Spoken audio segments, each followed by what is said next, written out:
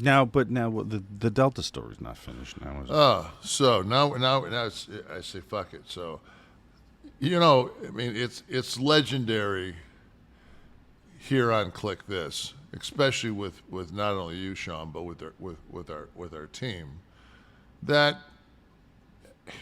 if you put me back to 1950, I could probably in 15 to 20 minutes explain to any mathematician how to fucking set up a World Wide Web. I mean, I'm about as technically fucking advanced as anybody on this. I mean, if Gates would have not been Microsoft, would have been me. you. Yeah, it would have been me. Just the spectacle of getting you on the air every week reinforces the fact that So you should be in Silicon Valley. Imagine the fucking pat on the Barry Horowitz worthy pat on the back I give myself when I not only call and set up an Uber Comfort,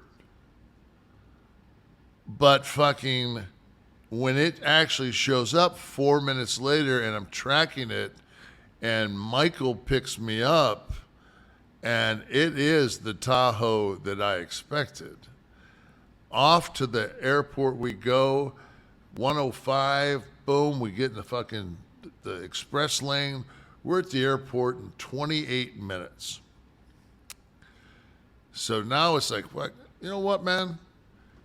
I haven't really been to LAX, but the airport's completely redone, especially Delta. I mean, I was stoned when I landed in LA, and it was just like, holy fuck, like, it's like LaGuardia. It's like the difference between old LaGuardia's baggage claim and LaGuardia's baggage claim now. You're like, what the fuck? And so I'm knowing that there's restaurants and shit for me to do. So I get up there, there's 3 people in the priority line in front of me.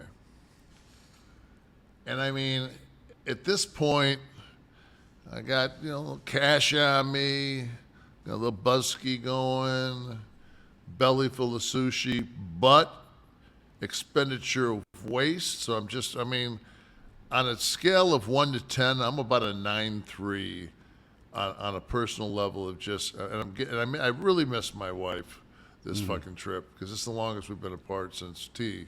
Mm-hmm. And I just really wanted to get home to my wife. So, boom. Now comes that moment, man, like when you're at a bank, a fucking ride, whatever it is in your life, but the line's to the point where you're fucking next. And it's just like, I'm fucking next. And the fucking guy down goes to get my attention, and he's down at the fucking far end. He's not a priority guy. I'm like, no. I'll wait. I told the person behind me, if you want to go down there, I said, I'm going to wait on this lady here. Because she was fucking efficient, man. She went through like 3 people while the other people still had people with them. This is the woman at the desk checking you. Yes, at the priority desk at Delta, LAX. So I walk up to her. She says, "Can I see your identification, please?" So I give her my driver's license. And I see this look on her face like, she goes, "They canceled your flight." I said, "Excuse me?" She said, "Yeah." She says, "You don't fly out till 7 a.m. And I said, "Well, what?" Was it canceled on the board? No. So it wasn't canceled then? The 11:33 flight is still flying. So I looked at her and I said, "So what's the problem?" She says, "It's something with your connection into Daytona Beach." And I said, I said, "Just get me to Atlanta. I can fucking drive in a car for 6 hours and get home rather than fucking like fuck around and get home tomorrow at fucking 5:30. So I said, please just tell me. I know I'm bulkhead window, right? She goes, no, you're like 50H. So I'm like back. So don't fly me from fucking LAX to Atlanta in the first class seat I already fucking have. No. We're going to fly you. Now you're going to go back to the fucking Biltmore. Now that you think that you fucking actually lost that goiter, you're going to fucking take the goiter back, go back to the fucking Biltmore, and you're going to get dropped off at 11:07 and food stops at 11. No, 10:07 and food stops at 10. But so she's like going back and forth. At this point, there's a gentleman, I wish I'd have brought his car down here, but he's not a red coat. They've got this thing now, it's like a 360 where you're like, they put you in a fucking Porsche fucking, like one of those, I don't know, Cheyennes or whatever, but they'll take you to, like, if you have problems at your gate, they fucking fire you around. It's randomly people that fly a lot. And I wasn't chosen because I guess I bashed fucking Delta too much, so I fuck this guy. I think that's what they did this week is they got me. They just said, well, you know what? We're really going to get this fucking prick. Clearly they're listeners. Yeah. No, they're fucking, they get the tweets. When I fucking bash them on the Twitter. Oh, you tag them in the. Oh yeah, I okay. tagged Delta Airlines. Yeah, thanks a lot again for fucking up my life. Something like that was, just some immature thing I would say. But as you notice, though, I'm not ranting. I'm not raving. So I just looked at her. I said, "Well, can you do me a favor?" I said, "Could you check the availability tomorrow morning for American?" Because I knew that American had just picked up a deal where they were flying nonstop from Daytona Beach to Dallas, which means I don't have to go to Charlotte. Mm-hmm. On my way there, I can go through Dallas, but I'm going to be going into Daytona Beach on a Canadian regional, which is going to be the small 90-seater that's got 1 and 2, and they're small. It's a smaller first class. Yeah. So I have no idea the next. So then from there, they set up a Lyft driver for me, and they're going to pay for it. So it's on my phone, and I go down, and you have to get on a bus and take the bus all the way around to the Lyft Uber taxi area in LAX. Yeah. And it's 50 degrees, and with wind chill, it's probably 40. And I've got on like a Under Armour that you would fucking maybe play tennis in Palm Springs right now with,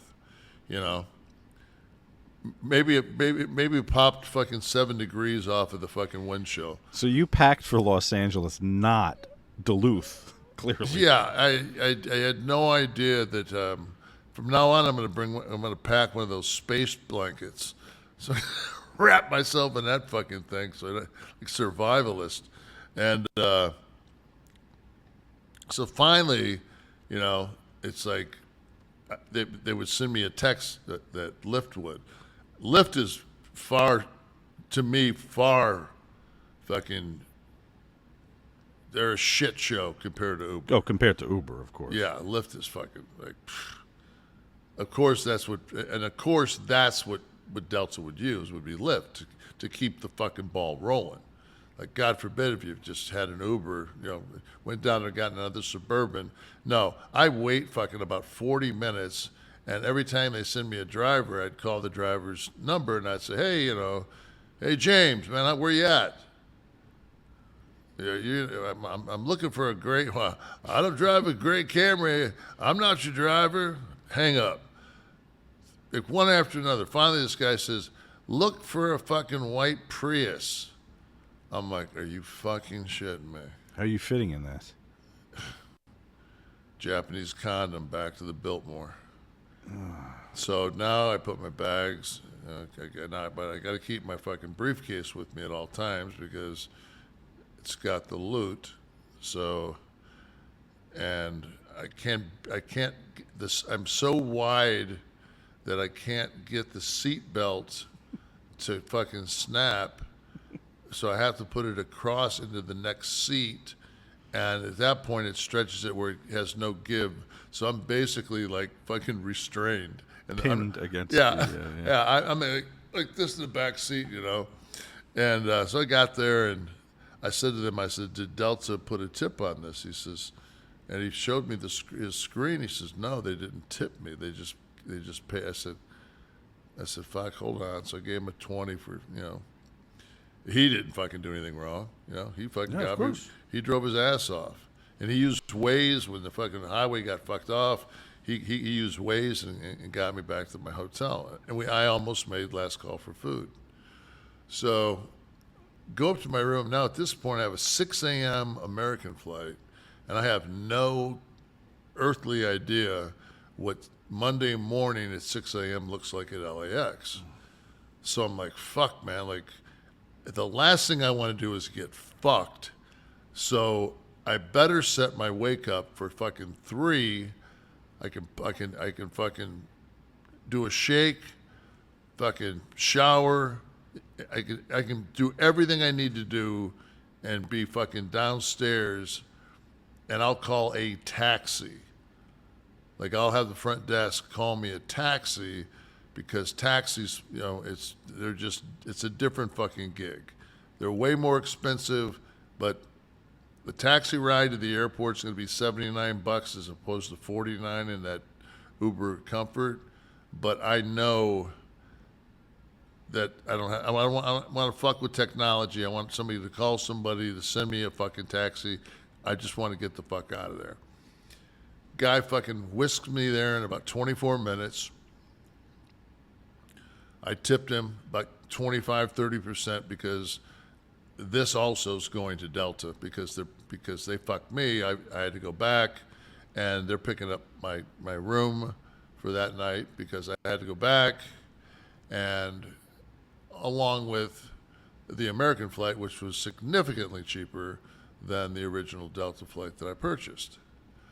So I get to the airport at about 4 o'clock. Pull around to American, and I'm like, are they open? There's like no one in the fucking place. Nobody in line. In front of Delta now at 4 o'clock, there's a fucking line that looks like they're waiting to get on Tron over in Orlando that just opened like this weekend. Because there were 6 canceled flights that they have rescheduled. Exactly. For that they've 6 a.m. It looked like and the Delta terminal is now where the old Southwest was in LAX. It's Terminal 2. So it looked like an old Southwest fucking, you know, back in the day in LA, you see Southwest and be like, oh, those fucking cattle cars. And there was that one set of seats where you faced the other fucking person. Do you guys remember like those train. days? Yeah. Oh, yeah. Fuck yeah. That's old school travel there. But it was great because, I mean, I remember one time me and Vince took a Southwest and we had like 2 other office people with us and we all sat like that and had like a meeting. So I was like a business, I guess maybe a business cubicle that Southwest had put together. But so anyway, I walk up there. They could be more pleasant. And I go, I mean, I'm through security. From taking my bags into the terminal to fucking being at my gate is 7 minutes tops. There's no food open yet, but I had a bottle of Fiji water, so I had my water and I put my fucking supplements in it, and I was just sitting there and I was just chilling. I was looking at the phone and looking at some of the updates of Mania and shit like that, and got on a plane, left on time. It was an Airbus 320, but it's I think it was like I forget what the terminology was. It was like almost like it's the next phase, like phase 2 or something like that. So it's like an upgraded Airbus 320, and the seats were much nicer than a Delta first class, but they don't have entertainment systems. Everything's tech. So there's this thing that you pull down and you put your phone in sideways, and you hook it in, and you can get Apple this and Apple. So I'm thinking like, well, I got a fucking plug. So Barney Rubble takes out his phone. So I take out my phone, and I pull out the instructions, and I read like there was like 8 steps just to fucking like, and I said, Jesus, I said, fuck it, I'm tired. I'm sure I'll sleep. They brought like a decent little board of fucking food. It was like some bunch of fruit and some cheese and some meats, and I'm just drinking sparkling water now with lime when I fly. But I actually got a lime, which was unbelievable because you don't get a lime on Delta. And it wasn't like I'm changing. Like I said though, that after 7 or 8 really rotten blowjobs, boy, it was nice to just fucking kick back and blow a fucking nut, So, with a lime in your mouth. Yeah, with the lime and the coconut. Well, I remember you texted me. This is Monday morning, so I get a text from my time at like 8:30. I'm like, wow, 8:30. Nash is up early. I'm like, wait a minute. It's fucking 5:30. What is he doing up at 5? I didn't realize that you got fucked on the flight. Yeah. Oof. Well. Fuck it, man. It all ended up okay. I gotta throw a little NWO love up there. Okay. There you go. Yeah. I don't think I've ever worn an NWO shirt on the show, have I? You know what? I can't recall. You have an NWO thermos, a tumbler that you have sometimes. With Scott. Scott's on